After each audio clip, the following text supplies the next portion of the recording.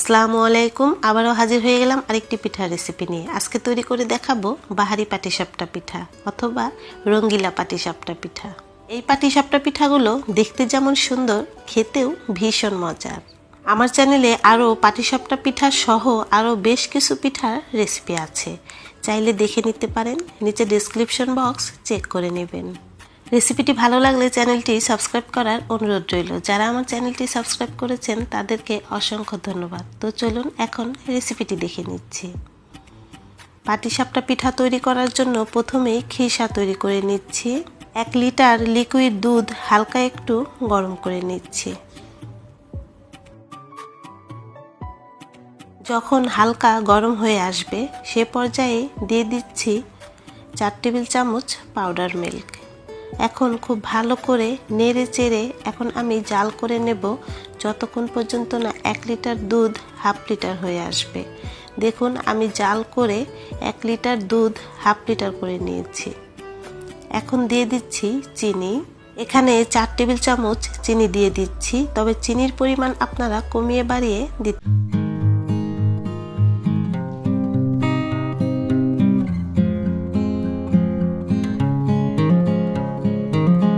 গুঁড়ো 3 টেবিল চামচ লিকুইড দুধ আর সামান্য একটু জর্দার রং আমি মিক্সড করে নিয়েছি। এখন এইভাবে নেড়ে চেড়ে নেব আর উপর থেকে ঢেলে দেব। এখন চুলার আঁচ মিডিয়ামের থেকে একটু কমিয়ে রেখে অনবরত নেড়ে চেড়ে নেব যতক্ষণ পর্যন্ত না ঘন হয়ে আসবে। অবশ্যই অনবরত নেড়ে চেড়ে রান্না করে নিতে হবে। আপনারা যদি শুধু দুধ দিয়ে খিসা তৈরি করেন তাহলে চিনি আর চালের গুঁড়ো দেবার কোনো প্রয়োজন নেই। যখন এইরকম ঘন হয়ে আসবে সে পর্যায়ে চুলা থেকে নামিয়ে নিতে হবে, কারণ ঠান্ডা হবার পর এটা আরেকটু ঘন হয়ে যাবে। এখন পাটিসাপটা পিঠার ব্যাটার তৈরি করে নিচ্ছি। এর জন্য এখানে 2 কাপ চালের গুঁড়ো নিয়েছি, দিয়ে দিচ্ছি হাফ কাপ ময়দা, সামান্য একটু লবণ আর দিয়ে দিচ্ছি চিনি। এখানে আমি 1/4 কাপ চিনি দিয়েছি। এখন একটু একটু করে কুসুম গরম পানি দিয়ে ব্যাটার তৈরি করে নেব।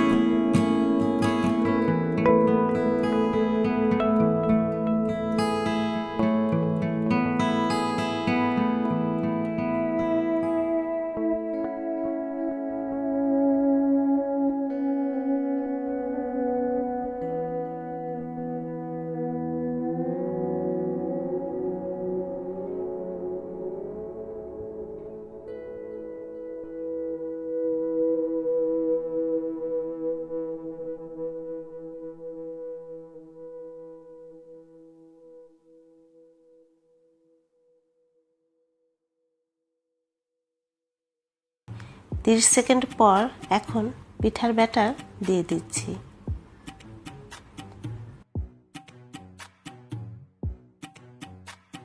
একইভাবে হাতলটা ধরে রুটির শেপে তৈরি করে নিচ্ছি। 30 সেকেন্ডের জন্য ঢেকে দিচ্ছি। 30 সেকেন্ড পর একটা সাইডে খিরসা দিয়ে দিচ্ছি। পাটিসাপটার শেপ দিয়ে দিচ্ছি।